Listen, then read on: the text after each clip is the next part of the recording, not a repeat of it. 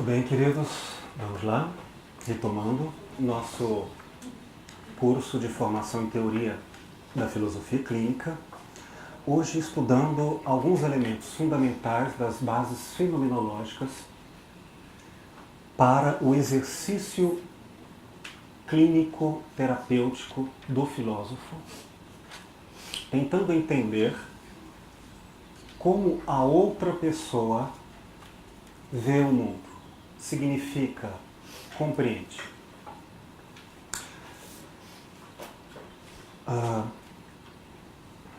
Na nossa turma Gardênia, este é o 5º módulo, né? Depois de um intervalo que nós fizemos, vocês viram dois vídeos que estão aí no YouTube. Um de crianças imaginando fantasias maravilhosas, gostosas, de perigos, e do outro lado como os pais veem isso. E olha que, supostamente, eu vou dizer, essas crianças não estão mentindo, elas estão criando uma realidade. E às vezes não saberemos o quanto elas creem objetivamente nessa realidade. Já aconteceu, vocês sabem, coisas como uma criança miúda pôr uma roupa de super-homem, pular da janela e morrer. Ou pôr fogo na casa sem saber o que isso significa, imaginando que ser outra coisa. O quanto de objetividade se fará necessário para o filósofo clínico ver com os olhos do outro. E diante do outro olhar, fazer as considerações de clínica para ajudá-lo a pensar melhor, com mais autonomia ou mais autenticidade à própria existência. Eis que a fenomenologia é um dos recursos que vai nos ajudar a entender isso. Um outro vídeo, que também está aí na internet, bem conhecido, intitulado Óculos de Mãe, muito engraçado. Pais completamente inaptos para entenderem e cuidarem dos filhos pequenos, e diante do total e descabido modo de se atrapalhar, eles encomendam pela internet um fictício instrumento chamado óculos de mãe. E passam a ver, e aqui também a suposta ideia de que as mães seriam capazes disso, ver com os olhos das crianças.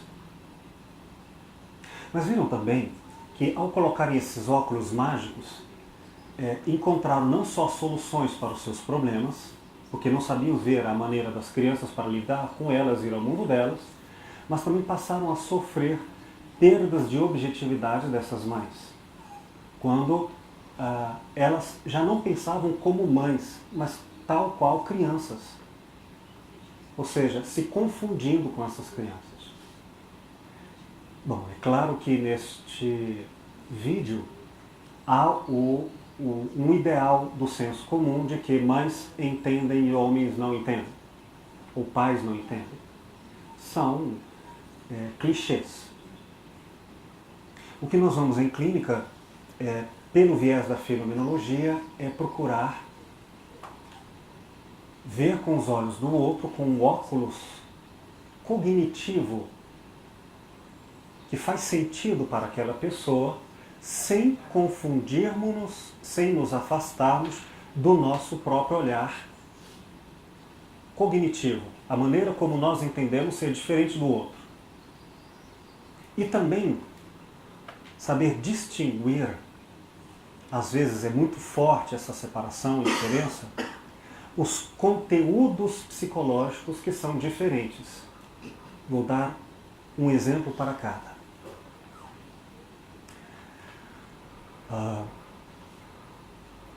Imaginem, citei isso outrora, que uma mulher chega de mim e diz: Will, estou com cólicas menstruais. E eu respondo: eu sei como é isso.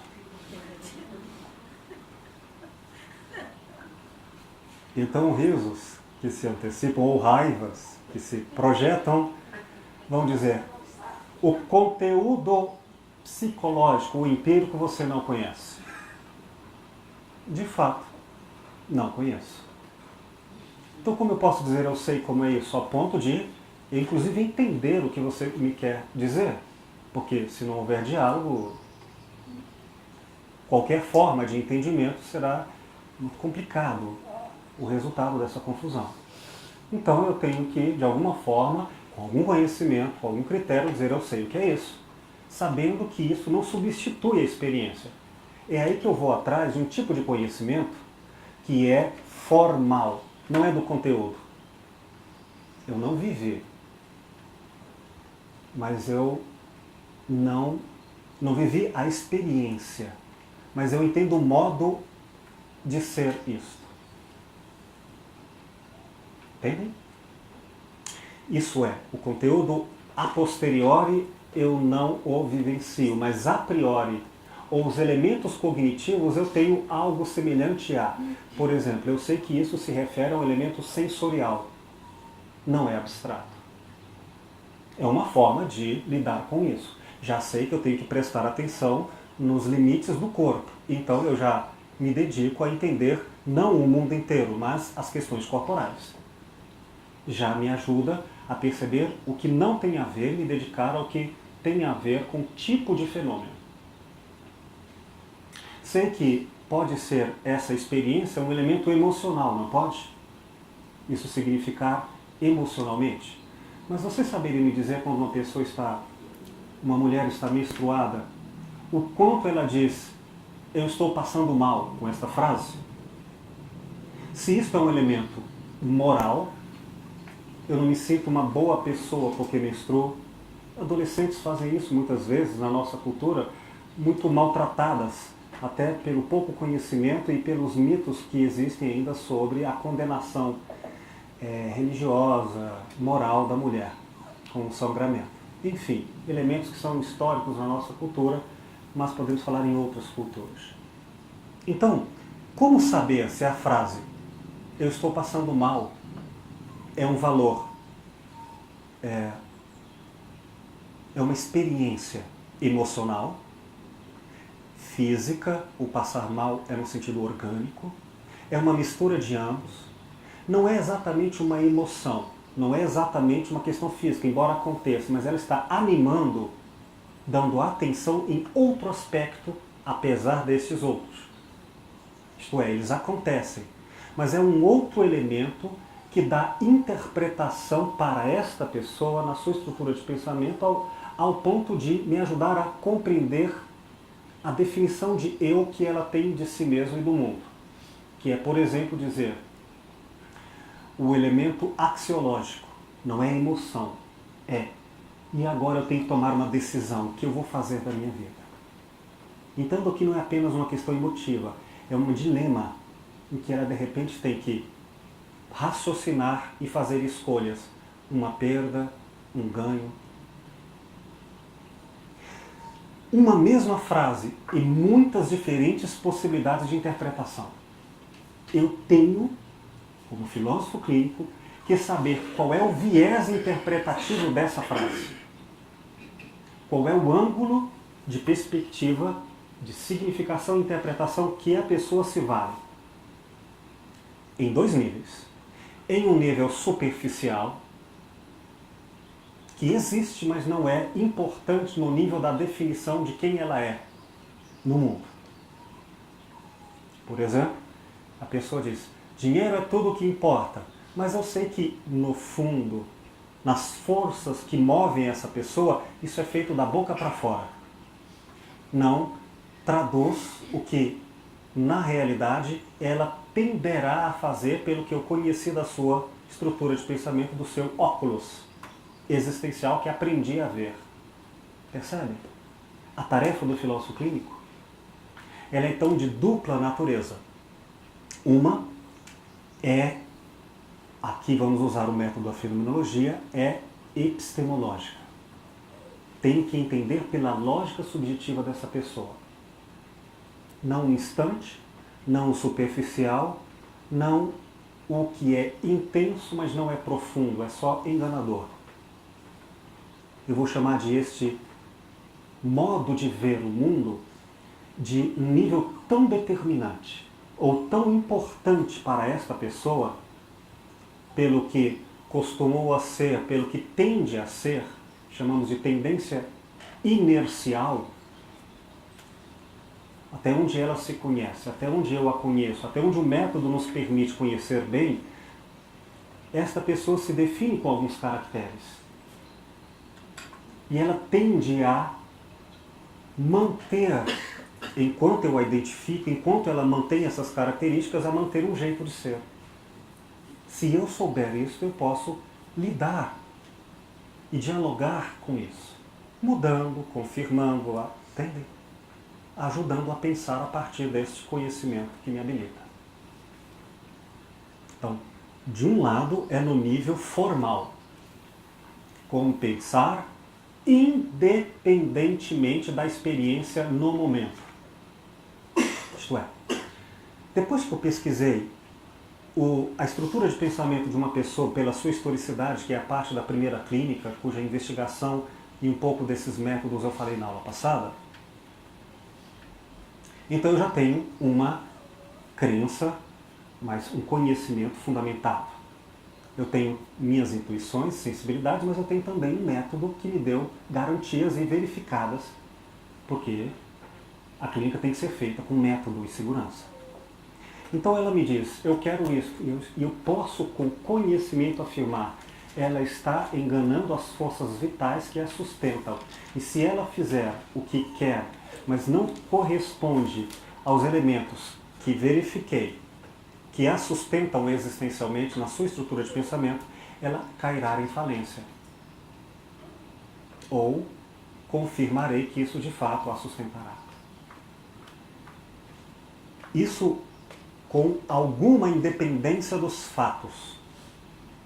Porque agora ela de repente não tem que fazer escolha sobre coisas, mas eu já sei que se ela for prestar vestibular, antes dela mesma agora trazer a mente lúcida e consciente, eu quero prestar este curso, eu já sei o que provavelmente tem a ver com o jeito dela. Entendem o que significa que é a priori, é antes da experiência? Eu posso prever, eu posso trabalhar em bases mais profundas. E se tiver conhecimento suficiente verificado, eu posso até negar, não digo necessariamente confrontar, mas quem sabe até isso, o que ela pensa de si mesma. Pois eu vou lhe dizer, eu lhe conheço melhor do que você mesmo. E provo. Em que sentido? Repito, não por viver essencialmente o que ela viveu, mas por entender a tendência dela em seguir certos padrões individuais. Está claro? Enquanto ciências psicológicas e sociológicas e antropológicas chegaram a valores de verdade e universalizaram os homens, as mulheres, tipos psicológicos esses e aqueles, e afirmaram como categorias da realidade humana. Categorias são formas organizadas. Vamos separar o que é homem, o que é mulher, vamos separar o conceito de velho, o conceito de criança. Categorizar significa colocar em ordem, de maneira inteligente, para a gente saber falar a respeito. Então, muitas ciências médicas, psicológicas, ciências humanas em geral, além das opiniões populares, elaboraram antecipadamente como os homens e as pessoas, as crianças são, criando tipos, modelos. E aí, Lourdes, uma questão que você levantou, algumas pessoas caminham em sua existência em acordo com esses modelos. Outras se afastam tão profundamente desses modelos culturais ou gerais que são de outra realidade, de outro mundo. Em filosofia clínica, nós não vamos, portanto, ao elemento psicológico. Vamos ao elemento singular. Não no subjetivo, no singular. Singular que numericamente quer dizer inigual. Não só a sua experiência, que eu não tenho como vivê-la, mas outro nível singular, no nível epistemológico. Como esta pessoa entende a realidade e mais nenhuma outra, ao ponto de eu nem sequer usar um modelo psicológico para explicá-la, porque ela é única. Eu não vou entendê-la por uma teoria anterior. É como se eu encontrasse um método teórico para entender esta pessoa com a sua estrutura, com a riqueza que só ela vai me dar, sem fazer ciência do fenômeno humano em geral, mas fazer filosofia clínica desta singularidade e com método. É isso que nós vamos tentar entender hoje. Uma espécie de ciência complexa para cada pessoa, ao invés de ser para os tipos. Falas de agora que se remetem a justificativas que foram de aulas passadas. Lembrando que não desconsideraremos o diálogo com nenhuma ciência psicológica, médica ou humana, porque elas investigaram muitas dessas possibilidades que nos ajudarão a entender, mas não substituirão a tarefa única de cada pessoa. Feitas essas considerações iniciais, vamos entender aqui que fenomenologia é um estudo filosófico da realidade. Queremos saber o que é a verdade, o que é a essência, o que é conhecimento. Do que parece existir objetivamente. Gravem a relevância da palavra parece. Eu não tenho certeza. Mas parece é uma primeira impressão e eu preciso transformá-la em objetividade. Garantia. Universal. Garantia universal significa eu serei capaz de afirmar com conhecimento para toda e qualquer pessoa que usar o discurso racional que eu estou certo ao falar que esta pessoa, meu partilhante na clínica, vê deste jeito e se define a partir desses caracteres. Entendem o que quer dizer universal? Universal pela razão. Mas não será universal pelo elemento empírico. Erro que muitos saberes psicológicos fizeram. Por exemplo, as mulheres são românticas. Aí eu não estou falando da forma apenas, estou falando que o conteúdo é toda e qualquer mulher é emotiva e tem valores românticos, ou pelo menos a maioria. A verdade, a posteriori, nunca faremos em filosofia clínica. Respeitamos outros saberes, mas não é a nossa postura. Estou me fazendo entender? Então, parece, a partir do modelo em geral que eu tenho, parece que é assim. Mas eu posso estar projetando, posso estar confuso. Mas o que eu quero é a objetividade verificada do mundo. E também saber como a percepção mental, no nível cognitivo, de cada ser humano, como ela compreende os fenômenos que se manifestam no tempo e no espaço. Tempo e espaço são marcações subjetivas e objetivas. 3 horas, objetivamente. Para toda e qualquer pessoa, eu usarei uma marcação. E conseguir, então, uma medida subjetiva. 3 horas para esta pessoa é muito. Neste valor. Para outra pessoa é pouco. Para esta pessoa, 3 horas, nestas circunstâncias, é ruim. Para esta pessoa, em outras circunstâncias, 3 horas é agradável. Se eu tiver este formato conceitual, no nível da forma, no nível da inteligência a priori, então eu saberei, a posteriori, na experiência dela, como ela vai fazer. E entenderei, segundo a sua historicidade, o que ela construiu de identidade, que fortaleceu, e o que ela construiu de autoidentidade, que a traiu e mitigou, diminuiu as suas forças existenciais, levando a consequências como depressão, dores de cabeça, irritação, alienações de diferentes naturezas, etc.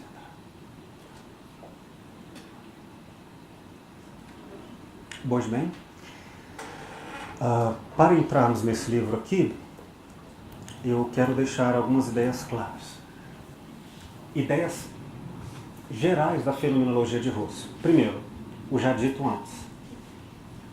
Um dos postulados que se põe na teoria fenomenológica é que a consciência da pessoa, do sujeito, em si mesma, o que ela pensa, tudo o que ela vive, não é nada.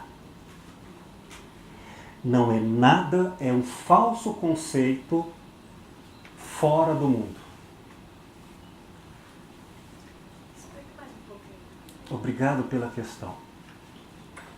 Fora do mundo quer dizer, é tentar entender o modo dela vivenciar o mundo sem o mundo. O que significaria o chamado idealismo puro.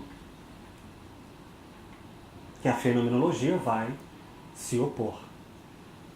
Não em filosofia clínica de forma absoluta, mas agora vamos pelo viés da filosofia, da fenomenologia para entendermos a clínica. Vamos lá, por exemplo. Se eu disser que você é alta, qualidade atribuída a você e não a mim, eu estaria dizendo que você é alta em si mesma. A frase não quer dizer nada. Sem no mundo, uma significação correspondente. Ou seja, em relação a quê? Tempo, lugar, tempo e espaço. Se eu disser que você é alta, eu tenho que, pelo menos, perceber que eu tenho algum conceito de altura para julgar você. Então, ao ir ao seu mundo, a minha consciência, meu juízo de julgamento sobre você já está ancorado em uma realidade que foi vivida por mim. Fazer isso, um julgamento qualquer, sem o mundo, sem que consciência e mundo seja uma coisa só, vincada, implicada, é cair em erros, chamadas ideologias, alienações, pensamentos falsos. Quer dizer, ela é uma boa pessoa. Como assim? É uma boa pessoa não quer dizer nada. Em que contexto? Boa, segundo qual interpretação? Bom, ela pode ser uma boa pessoa, como mãe, pode? Sim. Então vamos contextualizar. Com um filho é boa, com a outra não foi. E vamos tentar entender o que está chamando de boa. Que também vai pedir recorrências, índices de verificação no mundo. E também vamos materializar contextos mais específicos de entendimento. Boa até tal idade, a partir de tal idade não. Ela é boa em casa, no trabalho não é uma boa mãe. E por quê? Vínculos com o mundo. Fora isso, o julgamento fica falseado. Julgamento que chamamos assim, sem contexto, sem conhecimento, sem ancoragem, sem vínculos que procuram investigar os critérios de comparação, os critérios de mensuração, que vamos chamar de objetividade, que são conhecidos e verificados. Eu verifico que essa pessoa é boa neste contexto e se repete e tem um padrão. Se não é, tende a ser com conhecimento. Posso falar com garantia. Sem isto, tenho opinião chamada senso comum. Só um minutinho para concluir. Quando uma pessoa sofre, e isso não é uma verdade, portanto, universal na experiência, é só um lugar comum numa cultura e numa época.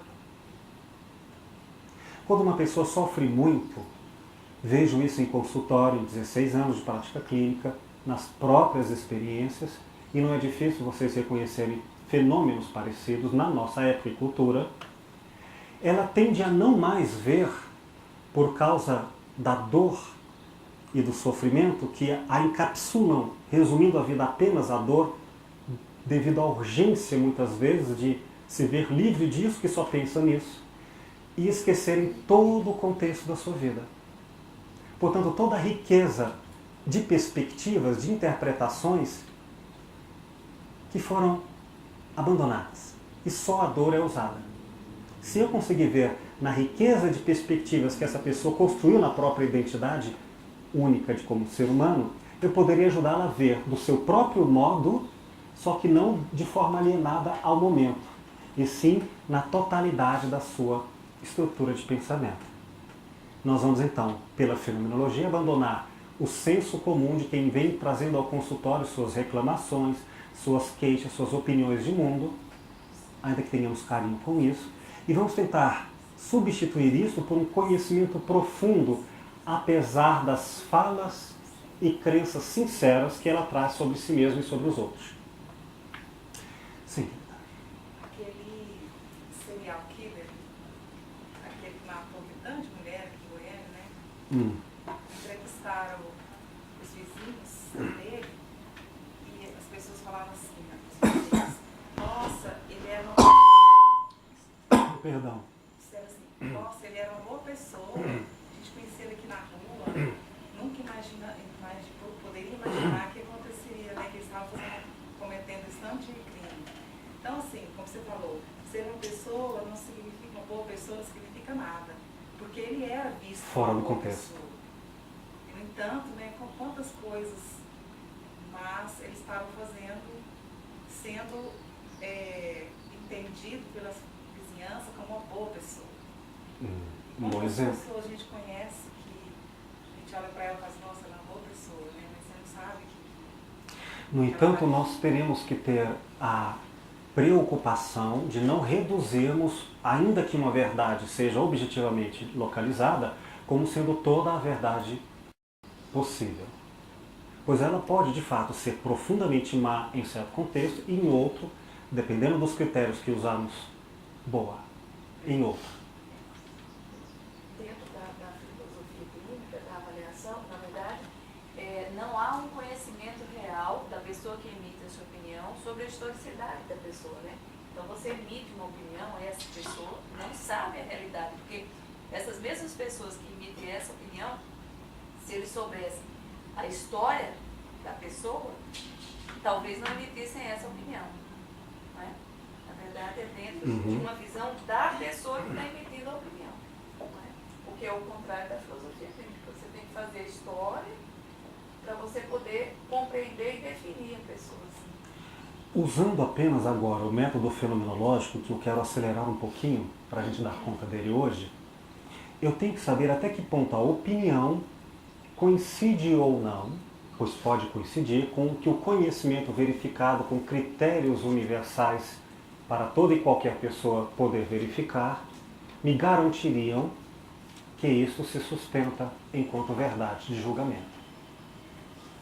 Pode ser que a pessoa tenha uma opinião e isso coincida, ou não, por vários fatores, com o que teremos, enquanto conhecimento, para atuar na clínica.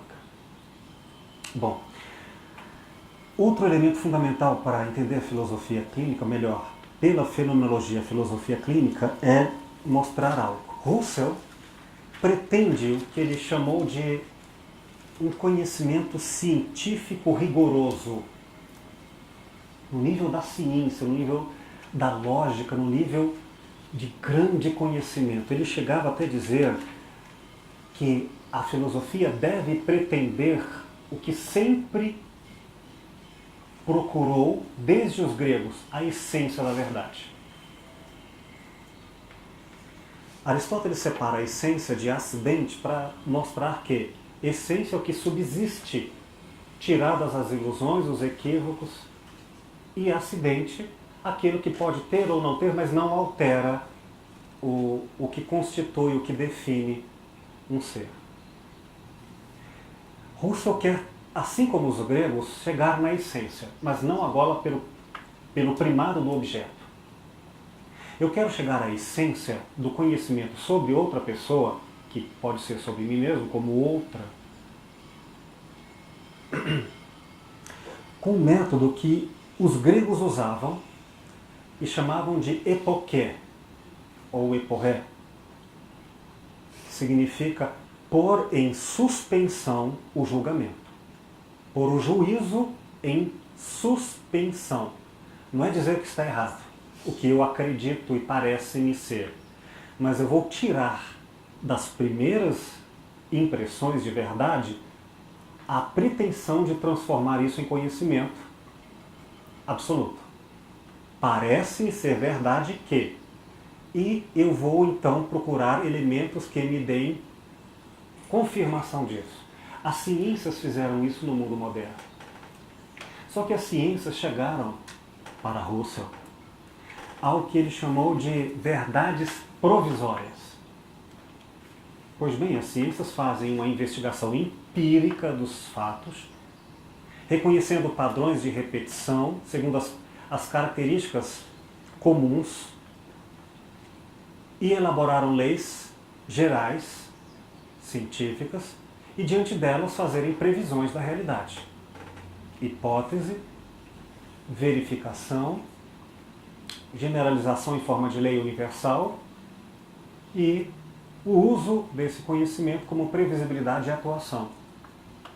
Mas o Russell disse, isso vai trazer problemas para o conhecimento filosófico, porque a ciência o tempo todo vai ter que abandonar aquilo que afirmou ser verdade e novas investigações mostrarem outra coisa.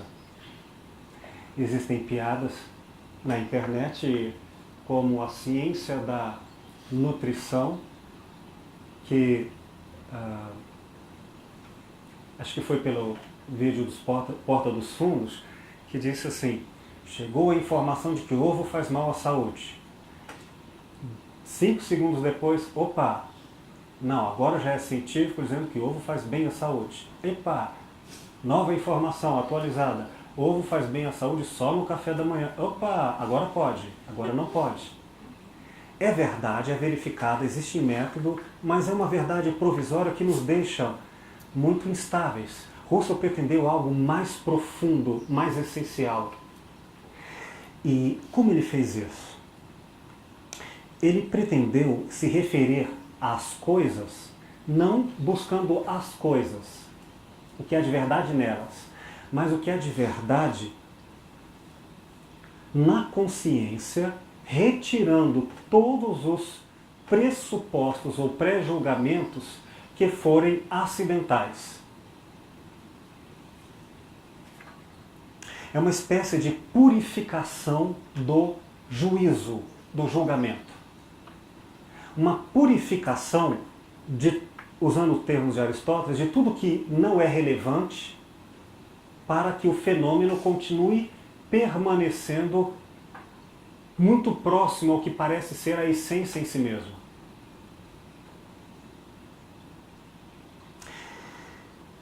Eu vou dar um exemplo bem forte e bem claro. Vamos imaginar então um quadrado. Pode ser grande, pode ser pequeno, ele pode ser com muitas variações.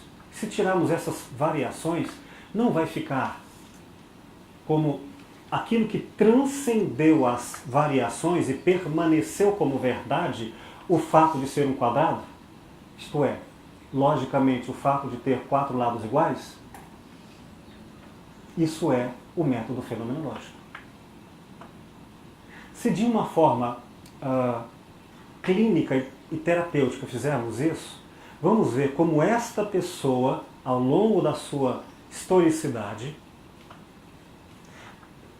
tudo que ela animou, pois ânima, alma, tudo que para ela pareceu ser relevante, e cada pessoa isso varia muito, não há uma definição de ser humano, nem um tipo universal, ou filosófico ou psicológico, mas como esta singular pessoa caracterizou o seu olhar de realidade, seja em relação a si, em relação ao mundo, mas vinculando ela no seu contexto vivido.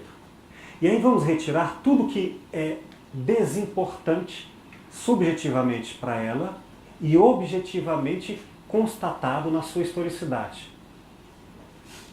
Eu farei uma purificação de 2 naturezas.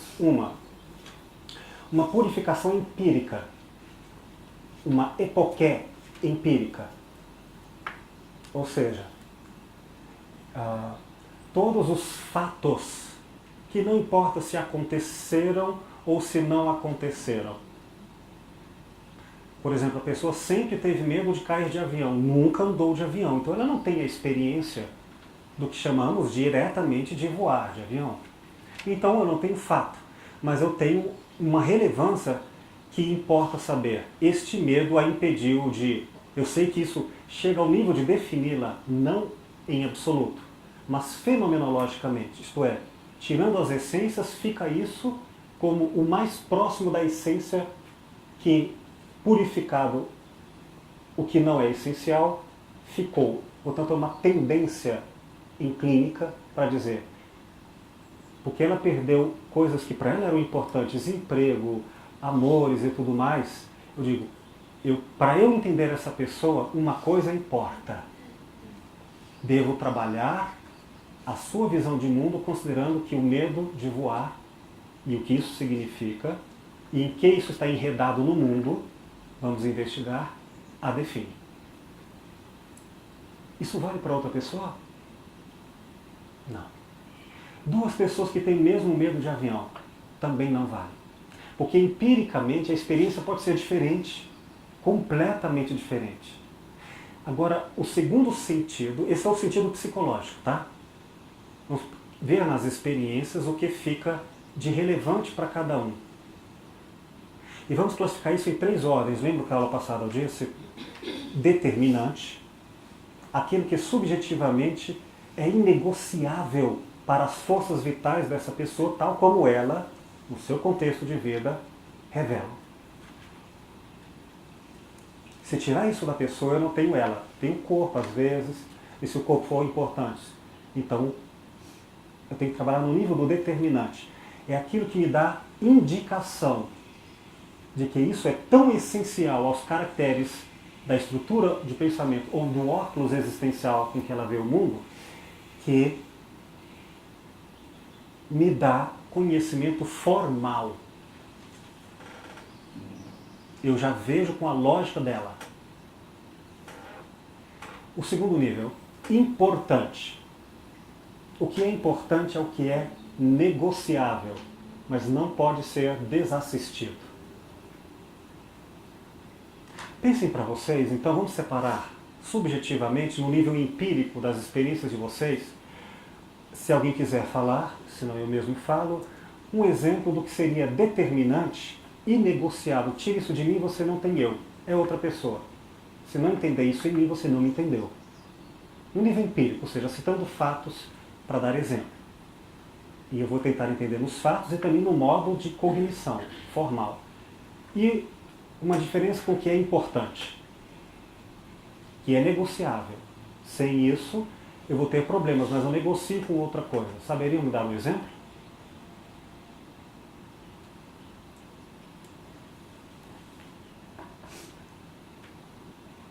Eu vou dar o meu.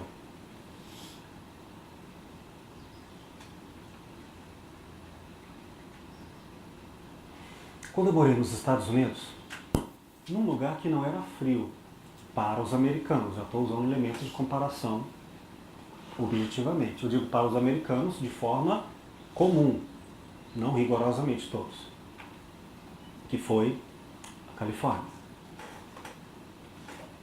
E a parte mais quente, mais próxima do México, que era a área de São Francisco. Para mim era frio. Goiano.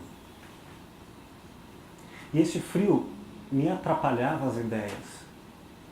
Me dava, junto com o frio, uma sensação de solidão de vida. Tanto que, rememorando na minha historicidade, eu percebi que várias vezes, quando eu me senti angustiado na vida, independente da temperatura física, eu sentia frio, ou uma sensação psicológica de frio. Investigando-me a mim com conhecimento fenomenológico, eu percebi que, sem que na época eu me desse conta, uma das formas de eu tratar minhas tristezas ou angústias era tomar banho de sol. Como se a associação do calor alterasse o humor, os sentimentos e valores e a intelectualidade, etc. uma associação que é um modo de ser. Mas isso não é determinante, porque no frio ou no calor, outras coisas dizem mais na essência quem eu sou. Por exemplo, estudar filosofia. Isso é minha vida, nasci e vou morrer. Tira isso de mim, você não me tem, isso é determinante. Tira o calor. É importante, vai alterar coisas, mas não vai tirar de mim a essência de quem eu sou. Ficou claro? Por fim, terceiro item. Grau de verificação de importância.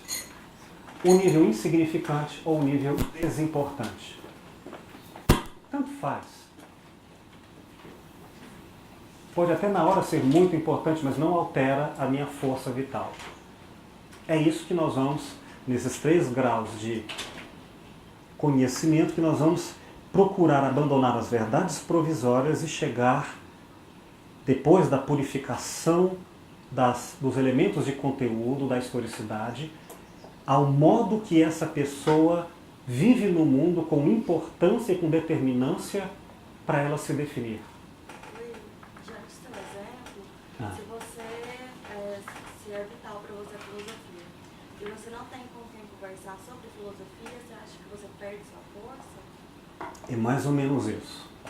Força que eu entendo, há um jeito que tem que significar em cada pessoa. No meu caso, é vontade de viver.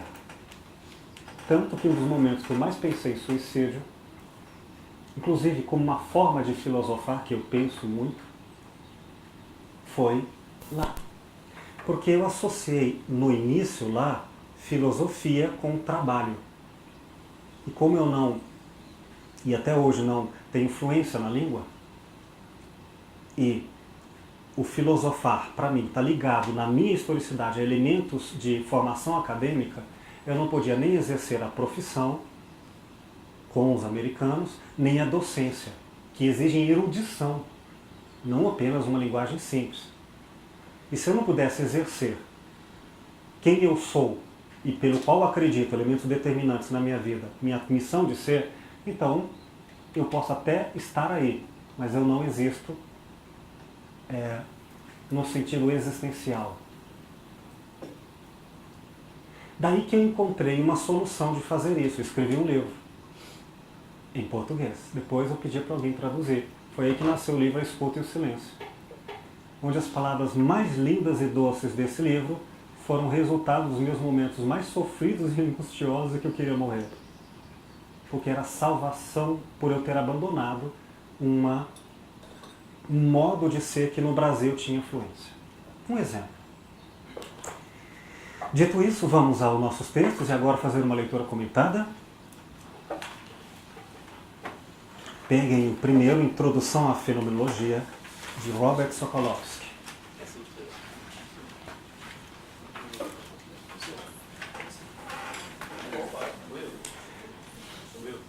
Tem outro texto? Tenho sim.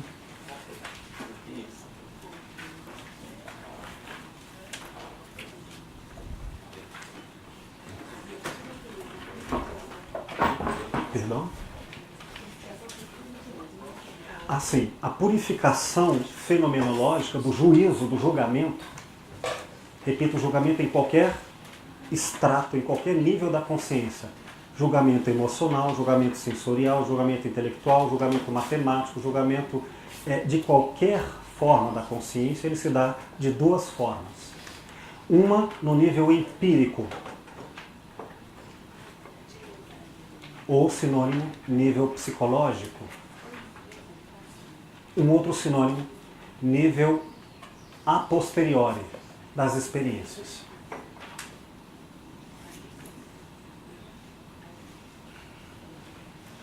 Que é separar de todos os modos no mundo de viver, todas as experiências que eu tive, quais delas são importantes, determinantes ou insignificantes.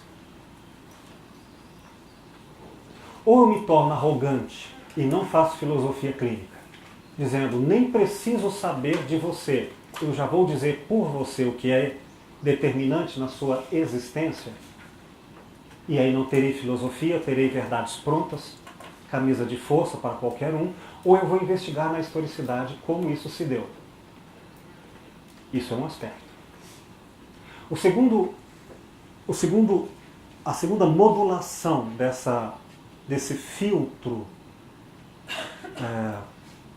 dessa purificação do juízo e do julgamento, abandonando as crenças opinativas e chegando ao conhecimento mais essencial, ela se dá no nível agora os termos a priori, que quer dizer antes da experiência.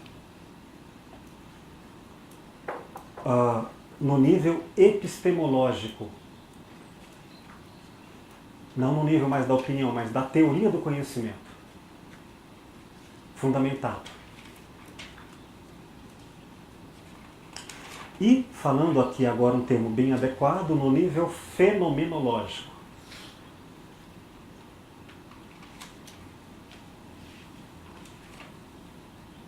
Isso é, com método para abandonar o que não é essencial e permanecer enquanto for aparente, enquanto for verificado o mais essencial. Ficou claro? Mais alguma questão até agora? Quando eu digo a priori, não é rigorosamente sem nenhuma experiência pelo método fenomenológico. Pelo método fenomenológico. Quando eu digo a priori, é quando eu me referir ao quadrado. Grande ou pequeno é a posteriori, é psicológico, é empírico. Então, quando eu escuto a historicidade de uma pessoa, eu vou ter elementos a posteriori, elementos da experiência psicológica dela. Aí eu vou filtrar e perceber o que é o que não é mais importante. Como fazer isso em métodos, cada dia mais nós vamos aprofundando. Ao reconhecermos esses estratos mais essenciais do modo de ser dela, o que eu faço? Abandono os exemplos práticos e fico com o modo de ser. Então, eu chego ao a priori junto com o a posteriori. Eu chego aos elementos mais formais e lógicos dela, mas junto com o mundo. Vou dar um exemplo. Você é testemunha na minha vida de algo que aconteceu até meus 40 anos. Eu vou te atualizar como é depois. Porque eu e a Maria Cristina somos amigos de muitos anos. A Lurdinha também. O que durante não 2 ou 3 dias, mas por décadas no plural, acontecia comigo quando eu ficava com fome? Pode falar. Já mudou. Chama-se veieira. O quê? Mau humor é eufemismo, tá? Eu poderia jogar tudo o que importa fora, se eu estivesse com fome. Por muitos anos na clínica, já citei isso, para trabalhar na clínica, já que eu tinha que atender uma pessoa, depois outra, não tinha espaço para comer, eu tinha que levar barrinhas de cereais. Porque se eu ficasse com fome, adeus clínica, interpretação, quero que tudo mais vá para o inferno. E não é eu não querer. Eu queria não ser assim, mas a determinância do corpo, depois dos 40, mudou, viu? Que bom não, a barriguinha veio no lugar, né? Agora o metabolismo caiu. Pois bem, então só para terminar esse exemplo. Então eu vou retirando se eu comia barrinha, se eu comia leite, se eu comia isso e aquilo, que são os elementos empíricos, ou os elementos psicológicos da experiência sensorial. E vou ficando com o que é formal, com o que é a priori, ou seja, independentemente de agora, vamos dizer, aos 38, independentemente amanhã, se você vai ou não comer isto ou aquilo empiricamente, eu já sei, a priori, que você vai atrapalhar, vai alterar seu elemento cognitivo, o raciocínio vai ficar complicado se não comer. Então, o a priori, como desde Kant, não vem sem o a posteriori. É uma síntese, consciência-mundo. Sim.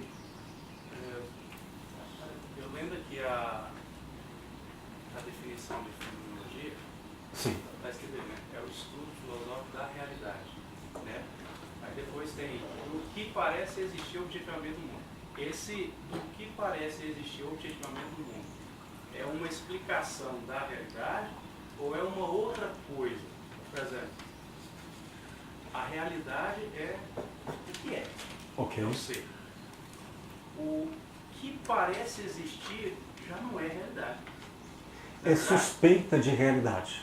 Então, dentro do conceito da fenomenologia, nós podemos pensar a realidade e um aposto. Não. É que eu nunca abandonarei o que parece ser. Mas eu não ficarei nas primeiras impressões. Então nunca abandonarei o meu julgamento sobre, e nunca abandonarei o fato de que eu só saberei se eu tiver no mundo elementos de verificação, consciência mundo, já que os valores, as ideias e os conceitos sem o mundo não são nada, mas eu vou acrescentar um elemento, a objetividade. Então a objetividade que vai, pelo método, retirar tudo que não é essencial, garantirá o encontro perfeito, pelo método, entre o que eu creio ver e o que me é oferecido para ser visto.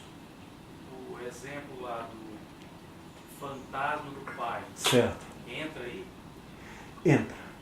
E como nós vamos ver agora no texto, não se trata de afirmar com objetividade a pretensão de dizer o que é o mundo fora do meu olhar. Querendo ou não, existe fantasma. Isso só vai existir no nível da crença, mas não do conhecimento. Então eu vou dizer, para você, o fantasma objetivamente existe. Entende? Agora com o texto que isso vai ficar mais claro. Vamos lá? O primeiro texto, o que é intencionalidade e por que é importante, capítulo 1. Por favor, peguem o texto. Vocês vão ler em casa, eu só vou separar alguns trechos para a gente comentar, tá bom? Qual página? 17. Quem já comprou o livro ganha mais pontos, na média. Vamos lá? Aqui, o primeiro parágrafo já fala do que eu já disse antes. Toda consciência na fenomenologia é uma consciência de, é uma experiência de o mundo ou do encontro com outra pessoa. E afirma aqui nas 3 últimas linhas do primeiro parágrafo que cada ato de consciência, julgamento, e repito, eu estou com uma dor no meu braço. É um ato de consciência, viu? Consciência de dor. Cada ato de consciência, diz aqui na penúltima linha do primeiro parágrafo, cada experiência é correlata a um objeto. Então, se eu tenho dor no braço, julgamento de dor tem que ter um equivalente no mundo do braço. Sempre não existe, portanto, assim, eu amo. Tem que ter experiência de mundo, eu amo isto, aquilo. Mas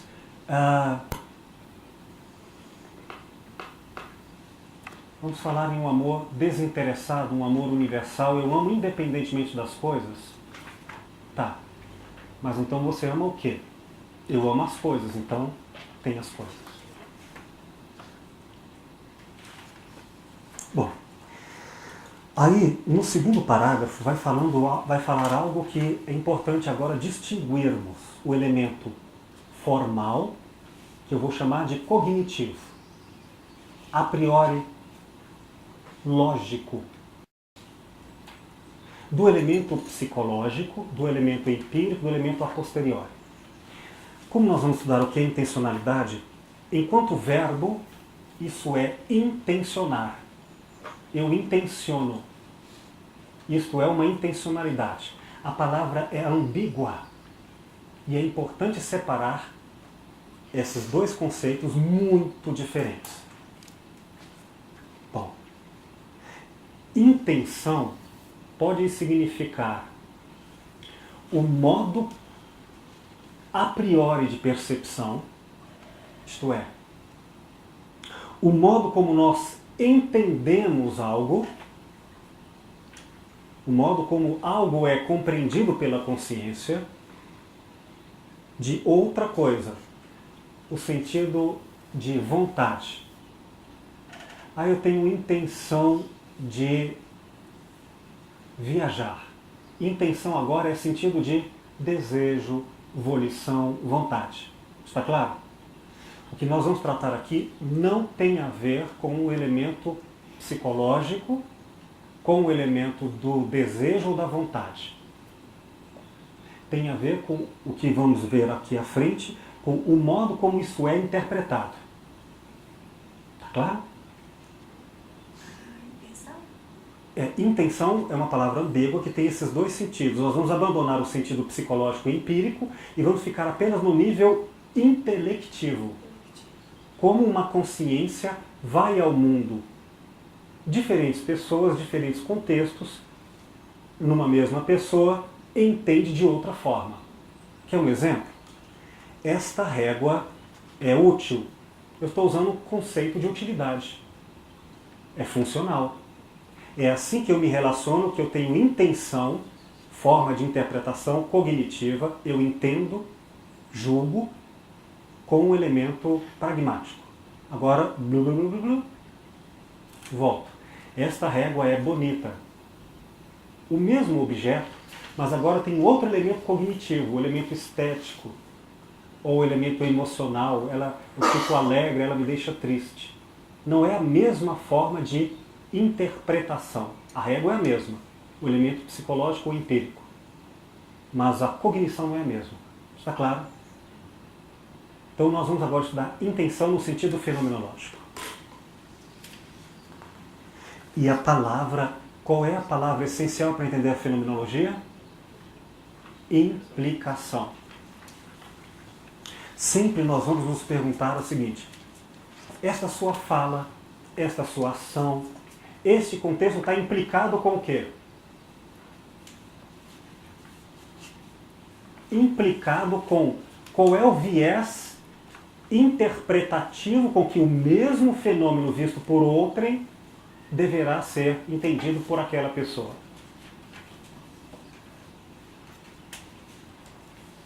Um exemplo de uma amiga que recebeu um convite de um rapaz para ir ver as samambaias no apartamento dele.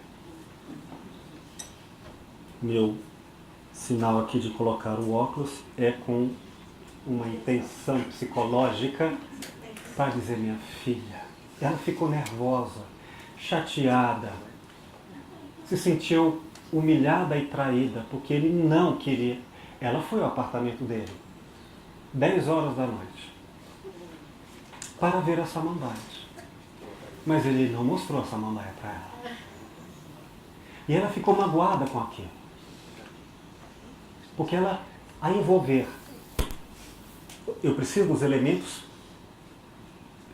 empíricos no história de cada um, para que a linguagem seja interpretada, mas vamos pegar o elemento cognitivo. O que ela estava entendendo por samambaia? Segundo, aqui eu vou ser o juiz, quem interpretou. Ela estava entendendo literalmente a planta. E de fato, no enredo da vida dela, isso não faria sentido se não fosse isso. Mas isso eu sei porque eu conheço a sua estrutura de pensamento. E o rapaz, se fôssemos investigar a sua historicidade, ele quereria dizer outra coisa, ou seja, por samambaia, ainda que existisse a samambaia, o interesse dele de interpretação é outro. Isso não é óbvio, embora muito da nossa cultura nos dê possibilidades. Pois bem, virando a página 18,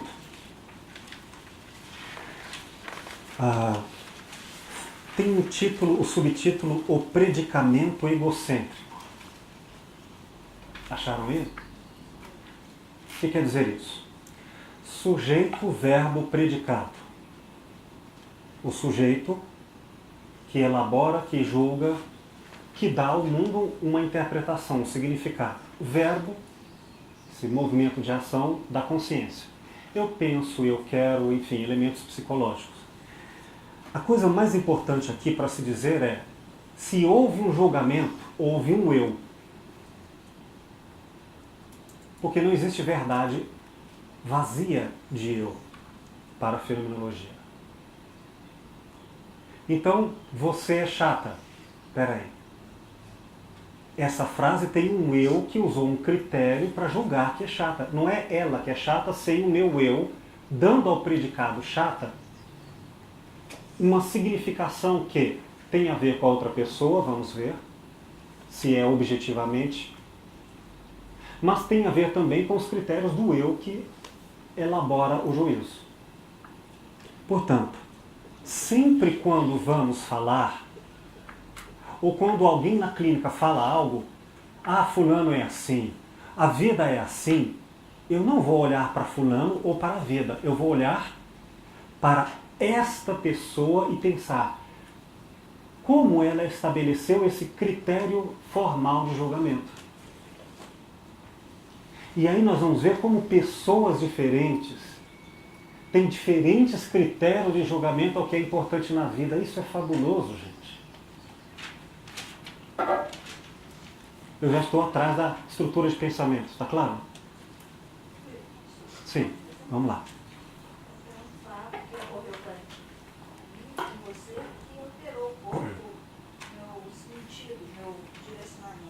Mas não está sendo gravado, caso... Ok. Também vou pedir um pouquinho de rapidez para a gente dar conta do texto. Mas diga. Assim, em termos de poesia, né? Muitos anos atrás, você chegou para mim, sabia que eu era de Goiás, dele, e falou que ajudava muito a Clara Coralina. As poesias dela. É verdade. Lembrei. Eu virei e falei assim, não gosto, porque, né, meu olhar para a poesia dela era diferente. Ela é de Goiás Velho, da cidade de Cora Coralina. Eu conheci ela, convivi pessoalmente, então eu não conseguia distanciar a poeta da pessoa. E a pessoa para mim não foi agradável, não era agradável a cidade toda. Perfeito. Né? Então, isso muitos anos depois me pôs a pensar nisso. Né?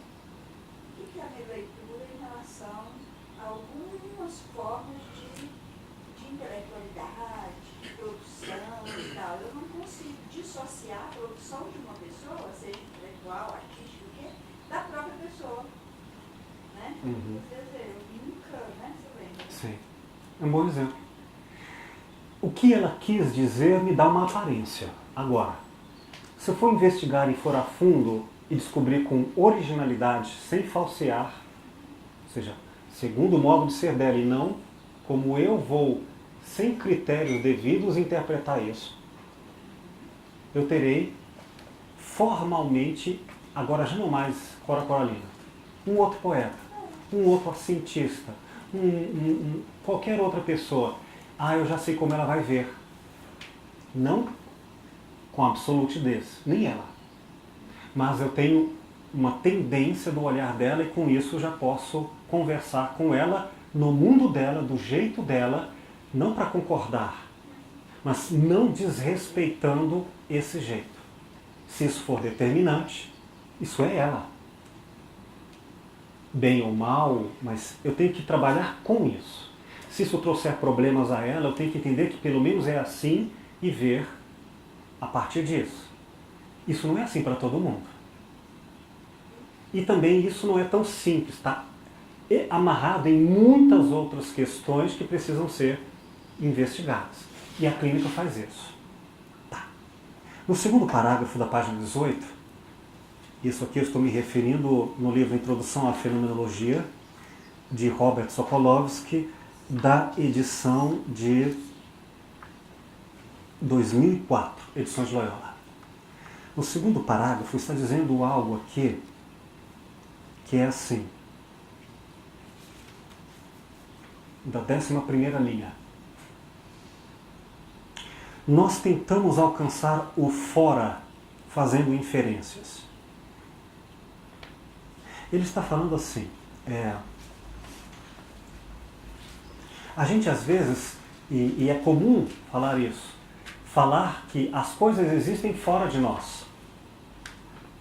Não é porque eu estou dizendo, é assim mesmo. E nós vamos dizer, tudo que você está dizendo que não é você, por exemplo, lá no Japão é assim, e eu não conheço o Japão, o predicamento egocêntrico quer dizer, é assim graças aos seus elementos do ego, do eu, que usam como critérios para falar daquilo. Entende? É disso que está dizendo. Então não existe o lado de fora da consciência. Não existe o lado de fora do mundo. Tudo que existe é vinculado entre você e a experiência. Não existe, portanto, a ideia de meu lado interior e meu lado exterior, dentro de mim e fora de mim. Tudo é, de alguma forma, vinculado. Consciência de. Na página 19, o segundo parágrafo, vai tratar isso um pouco mais de detalhe.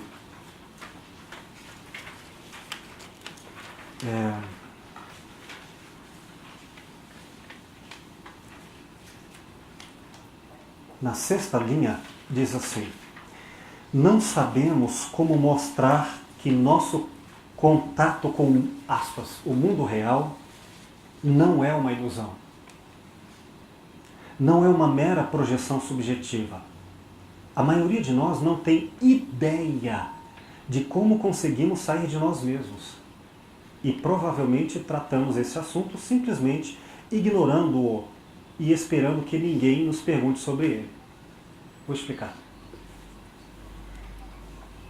Quando a gente fala do futuro, daqui a 1000 anos, como é que vai ser a sociedade? Ou, se a gente fosse viajar e chegar em Marte ou em Júpiter, como seria? Tudo que você falar, já que não tem nenhuma experiência dessa realidade, vai ser usando critérios de quem? De quem? De quem está interpretando. Mas não é só dela. É dela e do mundo em que ela vive. Então, quando nós falamos da invenção ou da imaginação, quando eu falo em mentira, quando eu falo em delírio, no fundo eu estou falando sobre realidades vividas. Por isso, em clínica, não importa se a pessoa mente. Não importa se ela é delírio. Isso é sempre um fato psíquico. Vou contar uma mentira. Então eu estava caminhando em Nova York e encontrei o Bill Gates. E ele me diz, Will, me dê um abraço. Que saudade de você. Foi assim. Mesmo que o fato não exista, eu elaborei uma pessoa conhecida, que agora eu tenho referência sobre ela. Mas eu fiz isso com caracteres. Talvez uma pessoa importante, então eu tenho um conceito de pessoa importante, o conceito de rua. Eu nunca fui lá, mas eu tenho um conceito de rua que eu projeto para lá. Entendem? Então, não importa se a pessoa conta histórias que não existiram. Na clínica, com esses elementos, eu também posso pegar os caracteres dela. Os caracteres que vão nos aproximar da estrutura de pensamento formal dela, eles podem ter ou não uma experiência empírica, uma vivência psicológica direta. De qualquer forma, eles têm alguma relação com o mundo dela. Do contrário, e agora eu me lembro de uma situação em que minha irmã falou isso sem se dar conta do quão profundo era isso. Isso lá aos seus 14 anos, ela me disse assim, sobre como deveriam ser extraterrestres. Eu estava filosofando sobre isso, né? Como é que deve ser um extraterrestre? Aí ela disse, olha, de algum jeito, você consegue pensar em um ser, corporalmente, que não tenha esse modelo de humano, cabeça, tronco e membros? Tente pensar. Que fala uma língua tão diferente do nosso audível que nem saberia dizer como é, me diga como seria. Ele não pode ter nenhuma característica das que são conhecidas por você. Então como seria? Tem como saber? Ah, mas é como se tivesse braço. Então, tudo bem, pelo menos eu tenho uma referência conhecida. Está no mundo. Entendem? Imagina o que aconteceria se eu ouvisse uma pessoa que chegasse de um plano de existência, que existem coisas que não existem na minha, e ele falasse tudo para mim. Como é que eu iria entender? Eu iria entender nos termos dele, ou teria que traduzir nos meus termos para entendê-lo?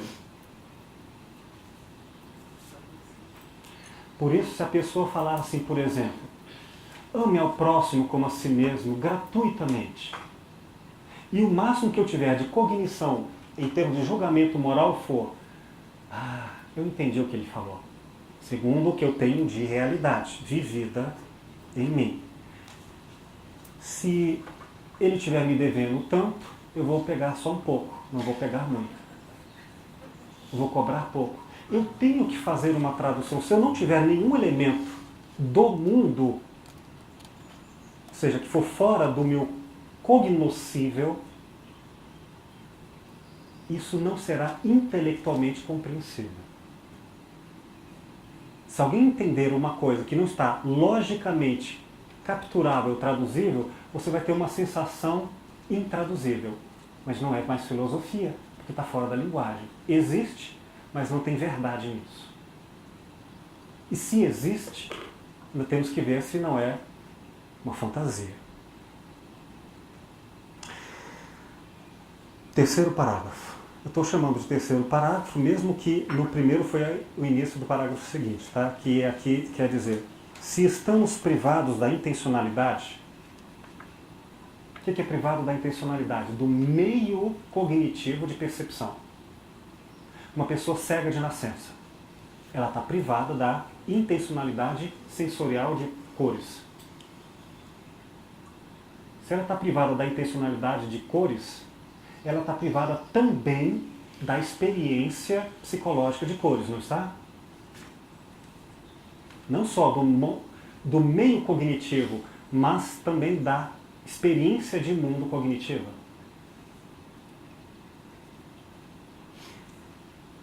Se uma pessoa está privada de intencionalidade, se não temos um mundo em comum, uma pessoa falando de algo que não tem nada no meu mundo conhecível, então não entramos na vida da razão, da evidência e da verdade. Se você então encontrar um extraterrestre que falar coisas diretamente na sua alma, mas que você não tiver na sua experiência de vida, nem na sua intelectualidade cognoscível, de entendimento, de interpretação, nada disso, você pode até ficar cheio disso, mas vai conseguir falar sobre isso? Vai conseguir transformar em racionalidade, que é uma forma universal de entendimento lógico entre as pessoas? Vai? Não. A razão não é minha ou sua, a razão é nossa, é o elemento comum de linguagem.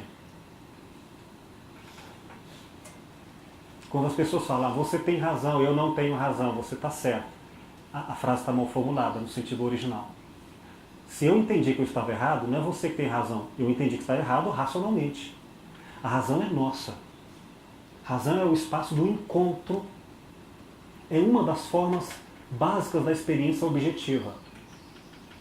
Você sente dores, eu sinto dores. Mas pela razão a gente estabelece comunicação. Razão não é apenas matemática, tá? É dizer, ai doeu, sujeito, verbo. Eu estou dizendo ai, predicado. Não quero isso. Aí você tem a linguagem, entendeu a sintaxe, a sua experiência de dor é uma, a minha é de outra, mas a linguagem não é a mesma. Isso é razão. Elemento objetivo. Alguém leu esse texto em casa? Se leu, com as explicações agora, está ficando mais fácil? Que bom. Agora vamos à página 20, a publicidade da mente. Página 21.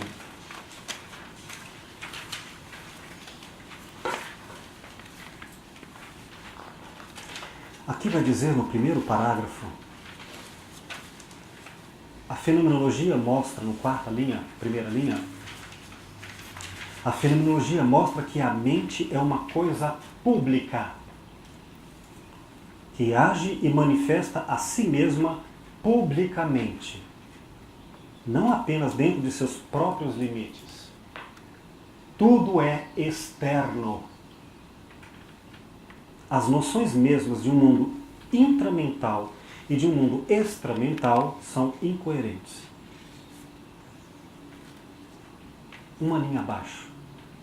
A mente e o mundo são correlatos entre si. Coisas aparecem para nós, coisas verdadeiramente descobertas. E nós, de nossa parte, revelamos para nós mesmos e para os outros o modo como as coisas são. Vou explicar. O que quer dizer que a mente, a sua mente, a minha mente, a mente de qualquer pessoa, isto é, a mente racional do ser humano, é pública? É pública significa que este modo que esta mente entende não é dela. Este modo formal é da condição humana. Como chamamos essa publicidade, esse elemento comum que todos nós temos? Razão. Quando você diz, não existe um dentro, não existe um fora, não existe um intramundo nem um extramundo.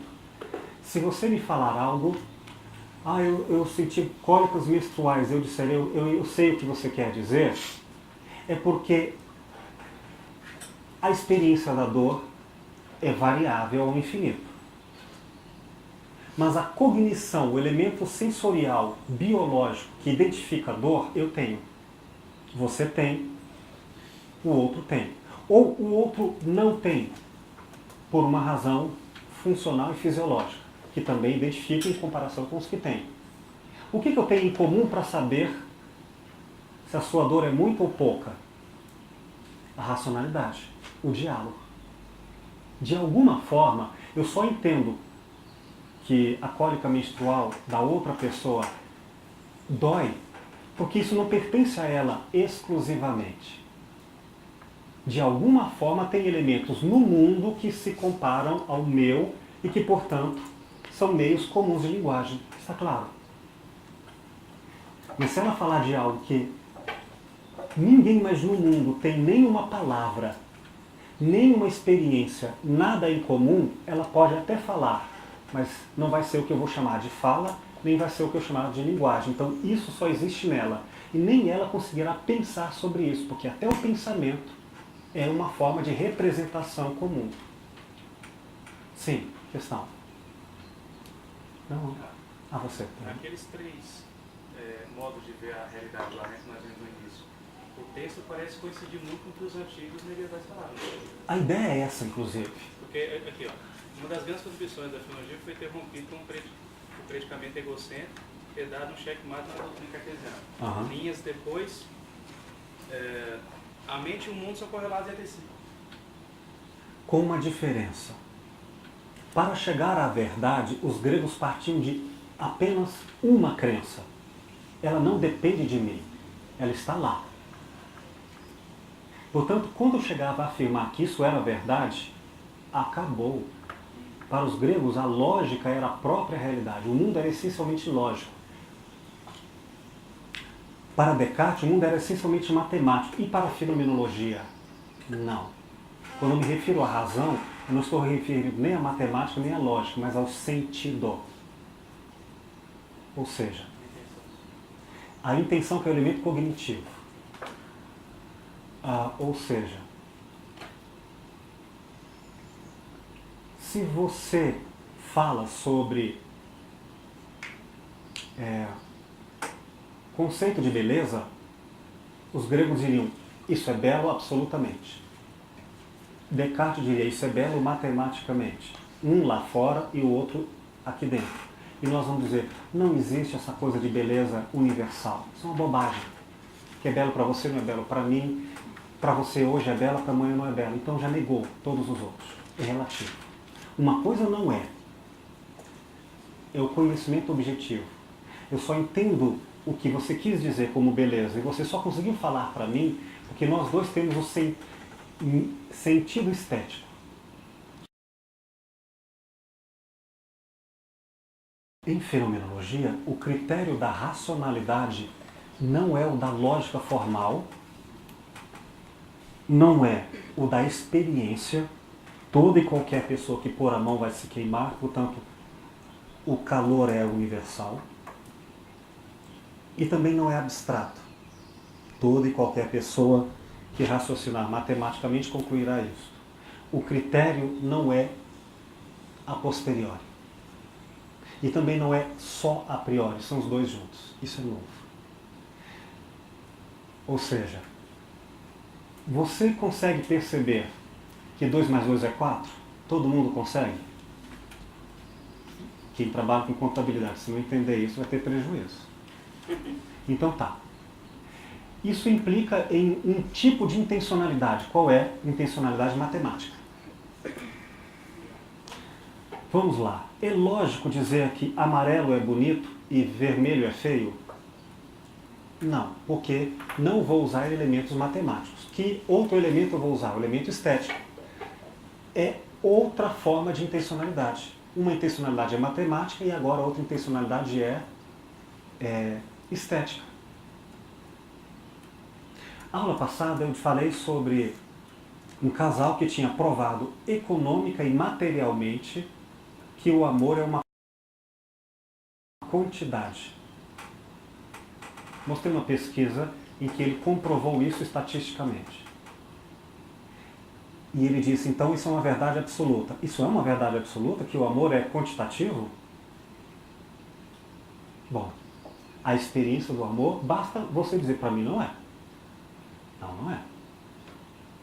Então, qual foi o elemento universal que ele usou para entender a experiência do amor? A matemática. Então, para ele, o amor é uma questão matemática. Ele usou a intencionalidade matemática para aquilo. Vocês usam intencionalidade matemática? Eu não uso. Eu uso, eu amo muito, eu amo pouco. Eu uso um pouquinho de elementos matemáticos. Tem gente que diz, não, para mim é uma coisa que não tem a ver com elementos matemáticos. Para mim é instintivo. Amor é uma coisa da pele, da carne. É o mesmo elemento intencional e cognitivo? Não. O objeto, digamos, o amor é o mesmo, mas a forma de interpretá-lo é diferente. Isso é fenomenologia.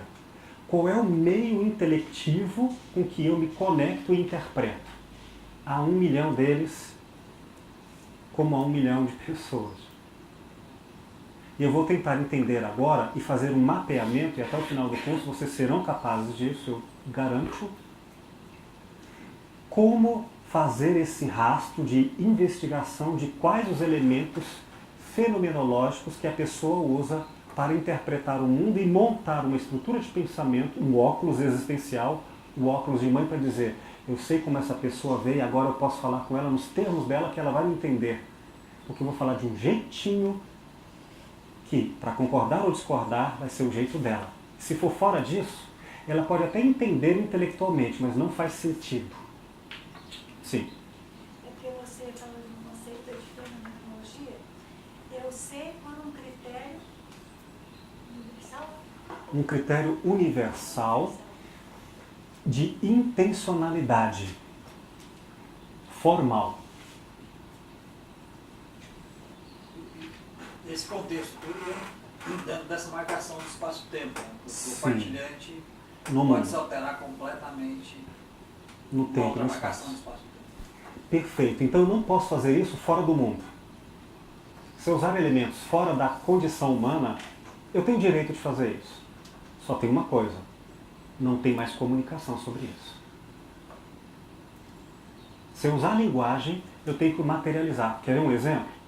O conceito de Deus é absolutamente inacessível ao ser humano.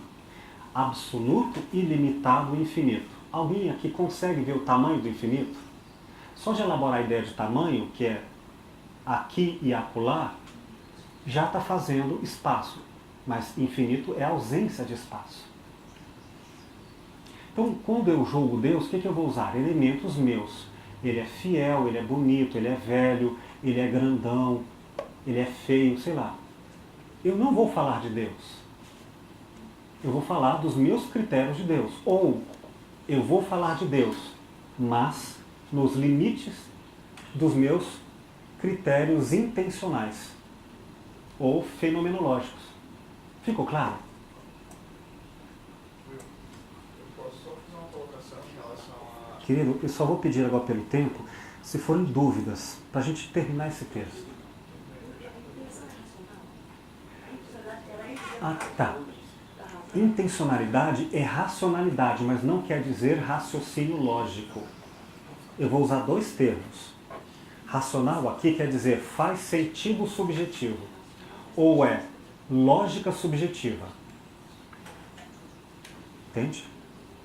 Não é a razão matemática.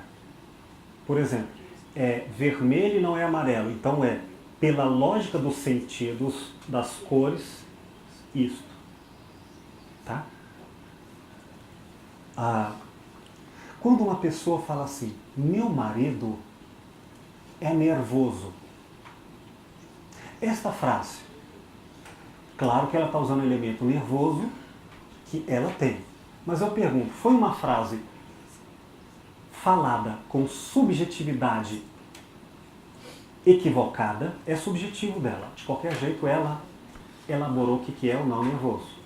Mas eu pergunto, como saber se o marido é ou não nervoso objetivamente, ou só ela que está usando os seus critérios para mentir ou fantasiar nervosismo no outro? Como saber? Eu preciso de objetividade. Eu preciso saber se, entre vários outros critérios, como outras pessoas veem, e vou comparar. É um dado, não é um único. Mas eu vou dizer algo. Um dos caracteres relevantes nessa história é o seguinte. Quando eu falo desta pessoa, normalmente eu uso os meus critérios de juízo, não são? Não é assim? Normalmente eu falo de maneira bem descontraída do meu jeito, do meu olhar. E pessoas do senso comum, isto é, que não têm a ética ou a inteligência de lidar com a alteridade, com a diferença, confundem o mundo inteiro com o jeito dela. Aí não tem objetividade. Aí eu posso dizer, o que ela está falando do mundo é ela, não é o mundo. Não é outra pessoa que é chata, ela que vê tudo segundo o que ela entende, chata. Mas vamos dizer que ela diz assim, olha, ela é chata, eu não vou usar agora um outro elemento para facilitar.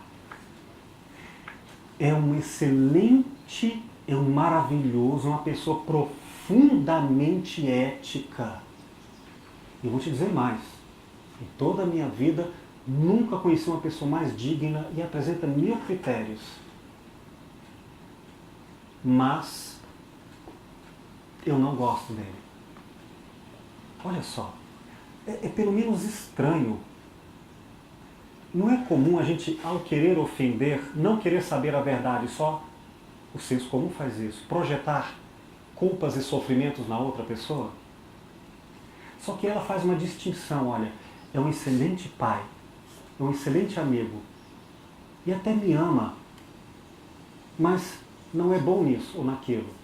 Vocês percebem que a pessoa ela tem uma certa elaboração reflexiva intelectual que separa um critério de outro. Ela não só fala como tudo fosse uma projeção, ela começa a perceber, olha, de manhã ele é uma excelente pessoa, mas à tarde ele não é.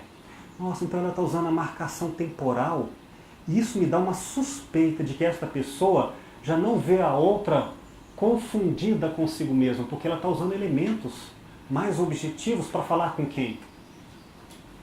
Com o outro.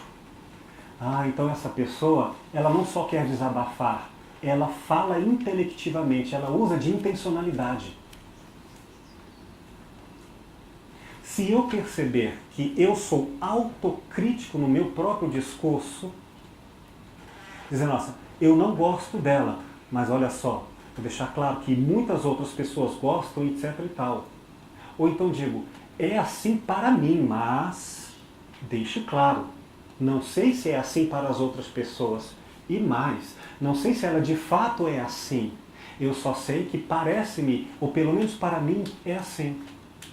Essa pessoa, ela está intencionando. Ela não está falando do objeto como se fosse realista. Ela está falando do objeto, quer dizer, objeto de conhecimento diante de si. Ela está falando do outro e usando mediações, réguas. E dizendo, eu vou deixar claro que eu não estou usando elementos absolutos. Essa pessoa usa de objetividade. Então é mais fácil eu entender que a pessoa, ela é de fato nervosa, não porque a pessoa diz, poderia ser projeção. Entendem? Não. Ela usa critérios interpretativos. Ela duvida de si mesma. Ela faz um método fenomenológico para julgar o outro. Então ela procura ser objetiva. Isso me garante dizer, não de forma absoluta, mas uma tendência, se isso for um modo comum, de que quando ela fala que a outra pessoa é chata, é melhor eu entender que é chata mesmo. Não em si mesma, segundo os critérios utilizados, mas ela não quer falar apenas de si. Ficou claro? Essa é a diferença entre a atitude natural do senso comum, tudo que é o que parece ser, pronto, e a atitude fenomenológica, que o filósofo clínico terá rigoroso. Tudo é segundo me parece ser e segundo os critérios que ele estiver usando. Dúvidas? Concluindo esse texto, aqui na página 23,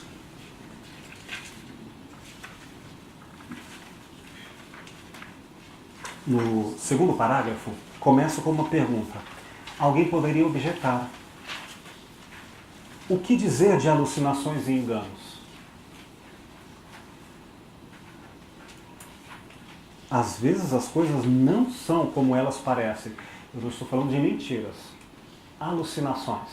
Eu vi Jesus Cristo, viu? E ele falou para mim que não é para você aceitar esse emprego, é para casar comigo. Foi Jesus Cristo que falou. Se eu fosse você, eu não sei, não é Jesus Cristo. Como saber se isso... Digamos que a pessoa seja sincera, não tenha má fé. Como saber se isso é um delírio? Ou se ela viu Jesus Cristo? E aí a história é outra. Como saber? Vai casar para descobrir? Sugiro filosofia clínica. Nós não vamos ficar apostando na empiria. Sabe? Fazer experiências de dar certo, não dar certo, e depois tirar uma média disso. Aquilo que Russell falou, não vamos ficar com verdades provisórias e ficar baseando no que todo mundo acha, no que a minha experiência diz. Isso não é um método filosófico. E não serve para a clínica tentativa e erro. Pode até ser, mas não é o caminho que a gente vai seguir. Então, aqui, ele vai contar o seguinte, um exemplo. A pessoa chegou em casa e viu de noite, isso lá no frio, não sei aonde, talvez nos Estados Unidos, ele não descreve, chegou em casa e viu, ao estacionar o carro, que na garagem tinha muitos cacos de vidro no chão. E ele pensou, o que está fazendo esses cacos de vidro aqui? Era muito tarde, não ia fazer qualquer limpeza, foi dormir. No dia seguinte viu que aquilo era gelo, porque já tinha derretido. Então eu percebi, ele disse, eu não estava errado ao dizer que era caco de vidro. Porque eu usei um critério de intencionalidade. O elemento caco de vidro que os olhos dizem e a memória registrada sobre isso. Ele não mentiu. O que ele fez? Ele denunciou uma coisa. Ele denunciou. Esta pessoa usou para o seu julgamento elementos da memória vinculados à o nervo óptico. Eu já sei qual foi o caminho intencional com que ela interpretou cognitivamente. Acontece que foi um erro empírico. Ou seja, não era caco de vidro, era gelo. Mas não foi um erro de julgamento, porque ela achava que era e raciocinou corretamente daquele jeito. Entenderam? Vou dar um outro exemplo. Eu digo, você é uma pessoa má. Aí eu descubro que você não é uma pessoa má. Mudei o elemento empírico, a posteriori. Mas uma coisa ficou. Eu sei que você usa o elemento moral para julgar. Então, errado foi, ou equivocado foi apenas o elemento empírico, mas não foi o olhar que essa pessoa usou. Perceberam a diferença? Ela continua olhando moralmente. Se eu então entender como ela tende a ver, não importa se ela diz mentiras, não importa se ela entra em delírio, não importa se ela fantasia com boa ou má fé, eu capturarei do mesmo jeito a estrutura de pensamento para vê-la. Quer um exemplo? Eu vou contar uma mentira, uma fofoca. Depois eu conto uma piada. As duas coisas não existem factualmente, mas um traço ficou em comum. Eis aí uma pessoa machista. E por machista, uma categoria cognitiva de moralidade ligada a vários aspectos de cognição. Todos esses elementos de cognição nós vamos apresentar ao longo do curso para a gente fazer o mapeamento. Então não importa se foi verdade ou não, é um fato psíquico, é um fato intencional. Ela vê pelo olhar machista. Aí eu já sei que se isso for determinante ou importante para ela, ela vai conhecer uma determinada situação lá atrás, eu já sei como ela vai ver. Eu tenho o óculos dela, não a vivência, mas já tenho como falar com ela e como mostrar, como eu diria uma pessoa que vê desse jeito, não vê lá, vê aqui, de forma que ela veja lá. Pelo menos com o jeito dela eu posso ir, sem o jeito dela eu falo sozinho. Ficou claro isso, gente? Professor, Sim. se a cognitiva, como que pode ser ligar assim, ela mesma? Não entendi, repita. Você diz que, por exemplo, a pessoa é machista, Aham. por uma série de razões cognitivas, Perfeito. Intencionais. intencionais. Como que ela que é assim, né, pelo conhecimento que ela tem? Vamos dizer que eu uso a seguinte frase: eu tenho orgulho de ser humilde. Isso aqui ficou muito evidente pela construção da mesma frase disso. Mas eu vou usar outros caracteres. Eu sou humilde. Eu sou humilde. E quando você discorda de mim, eu jogo um copo na sua cara. A minha frase, ela veio, e digamos que eu escrevi livros sobre humildade. Ganhei um Nobel da humildade. Achei ótimo um desenho animado do Homer Simpson, que ele queria ser muito importante, aí passou lá, fulano ganhou o Oscar da paz. Aí ele diz, eu mataria para ter um. Então, o raciocínio está todo correto, ou toda uma linguagem, ou toda uma aparência que é muito bem aparente aquilo. Mas eu vou investigar quais são os elementos que traduzem subjetivamente, fenomenologicamente, a estrutura de pensamento dela. E eu percebo, não é a fala, não é a lógica que revelará a identidade existencial dela. É o comportamento. Aí eu sei que no comportamento, vendo pelo viés da linguagem comportamental, eu a revelo, eu tenho objetivamente como verificar, porque eu também tenho comportamento, portanto é um elemento de linguagem, é comum, é de racionalidade dos traços da linguagem corporal, para dizer, ela fala uma coisa e a outra. Mas vamos mudar agora? Outra pessoa tem gestos arrogantes. Outra pessoa tem uma espécie de aparência de brutalidade. Ou, por exemplo, ou então ela não age com forma humilde. Poderia ter agido e não agiu. Como, por exemplo, poderia ter dado comida e não deu. O gesto não me revela isso. Mas os textos revelam. Porque na existência dela é pelos textos, um dado de semiose, a escrita, em que eu constatei, pelos graus de determinância na sua historicidade, que ela se revela. E aí, se eu ver o corpo dela fazendo outra coisa, eu dizer, isso aí é aparente, porque o mais importante é ela. E aí, Lourdes, a questão. Algumas pessoas, como por exemplo, Jean-Jacques Rousseau teve 5 filhos e cada um deles o entregou na chamada roda para doação para as freiras lá. Você deixava isso numa roda, virava para o outro lado do muro e se vira com aquilo. Você vê o livro desses meninos. Só que esse homem escreveu a base de toda a educação da modernidade no nosso mundo ocidental. O Emílio da educação. E se alguém disser que essa obra não é efetivamente uma obra que deu luz sobre o que é a boa educação, por muito tempo assim entendida, vai falsear. Posso dizer, ele não é isso, mas a obra dele é. Pelo menos foi para toda uma cultura.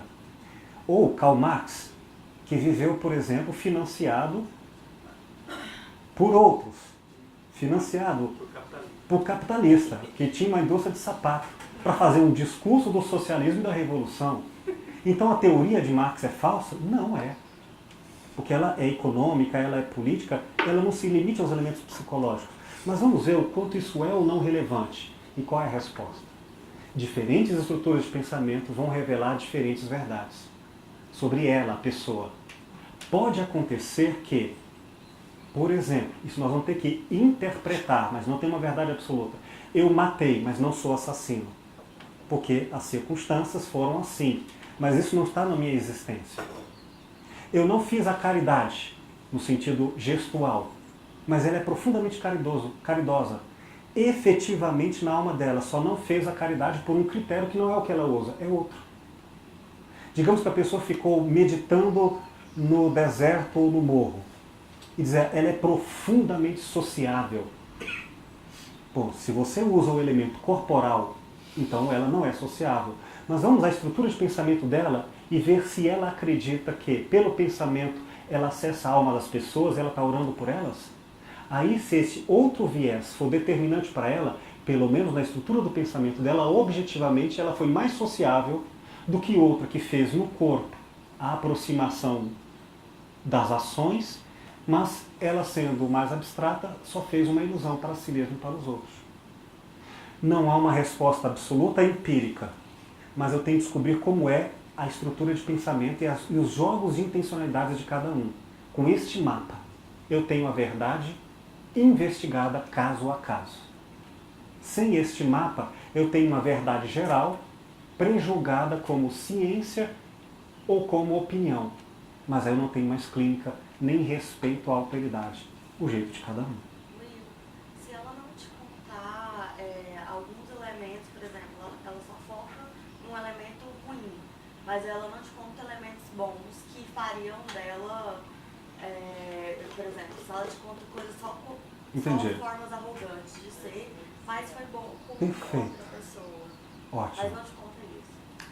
Eu vou dizer até mais. E se ela ficar calada? Não quer dizer que também não há linguagem. E a maneira como ela fala coisas arrogantes revela mais do que o conteúdo arrogante. Como eu disse, é a intencionalidade. Por exemplo, se ela me fala de forma erudita sobre a maldade, eu tenho mais informações sobre um elemento intelectual dela. Mas, por exemplo, ela não está falando arrogante com você, ela foi arrogante e está falando de um Ou o inverso. Eu quero dizer o seguinte, se você fala, independente do conteúdo, eu já sei que fala a língua. E, portanto, isso não veio do nada. Já sei que tem no mundo uma relação para com isso. Eu tenho muitas informações sobre muita informação da pessoa sem ela me contar. Porque se você me fala, por exemplo, que fez um cálculo matemático para provar que Deus não existe, duas coisas pelo menos já me estão reveladas aí. Deus importa ao ponto de demorar 4 anos para provar que Deus não existe. E o que quando importa, eu vou descobrir, importa em que sentido.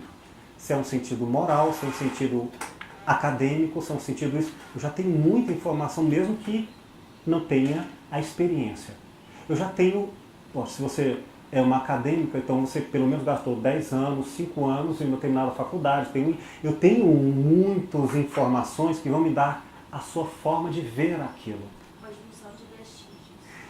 Mais do que vestígios, eu me afastarei do que era desimportante, do que era aparente, e ficarei com elementos, inclusive a priori, por filtragem. É claro que eu posso não dar conta da verdade, que importa, pode ser. Ou porque a pessoa faz jogos de terapia para brincar, fazer terapia, ou porque ela tem outros elementos que não se revelam, mas eu posso lhe garantir, quando eu digo eu posso, eu demonstrarei isso ao longo do curso, que temos como, mesmo não tendo acesso à biografia dela, ela minta completamente tudo. Ela não mentirá sem elaborar um estilo de mentira, sem colocar elementos categoriais da forma intelectual de dizer essa mentira. Não se mente do mesmo jeito. Não se mente dos mesmos vieses de interpretação. Então, mesmo não tendo os fatos, eu tenho a interpretação dos fatos.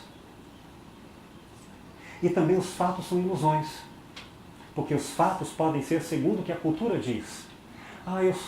Eu não valho nada, ela dá uma prova de quanto ela não vale nada, não sei o quê. Aí eu percebo que os critérios que ela está usando são critérios equivocados para uma época ou para ela mesma. E ela vale demais. Uma pessoa autenticamente humilde pode usar critérios que não são delas, ou, por exemplo, ela é extremamente intelectual, mas não passou na prova de matemática, então eu sou burro. Aí eu vou perceber que intelectualmente ela dá conta de várias tarefas cognitivas ligadas ao raciocínio. E eu percebo então que ela está usando um pensamento equivocado de si mesma. Então a biografia ela vai dizer sempre sobre si mesma com conteúdos que ela quer que eu veja pelo cinema dela. Olha a prova de que eu sou burra. E dá 1000 provas. Mas todas essas provas foram intelectualmente sofisticadas. Então é pelo modo intencional, a priori, da estrutura de pensamento que eu capturarei. Repito, como diz o texto, mesmo com delírios, mesmo com fantasias, mesmo com mentiras, mesmo com linguagens não verbais, lembrando que tudo no contexto para montar o discurso linguístico e a gramática dela, eu saberei interpretar o máximo que o método me permite. Como se fosse uma lupa, assim. Cada palavra, gesto, você teria uma lupa. Então, Mas não vamos aos fragmentos, vamos à sintaxe, ao modo como essa pessoa subjetivamente elabora a lógica de interpretação. Queridos, é uma introdução ao tema. Na próxima aula trabalharemos esses 2 outros capítulos. Não faremos uma repetição dos termos apresentados hoje para ganharmos tempo. E então concluiremos os elementos introduzidos hoje com uma visão metodologicamente oposta a esta. E aí vocês vão ver que barato é estudar filosofia. Quando você acha que está sabendo, aparece outra coisa para dizer, eu estava sabendo, só que agora estou sabendo mais do lado contrário.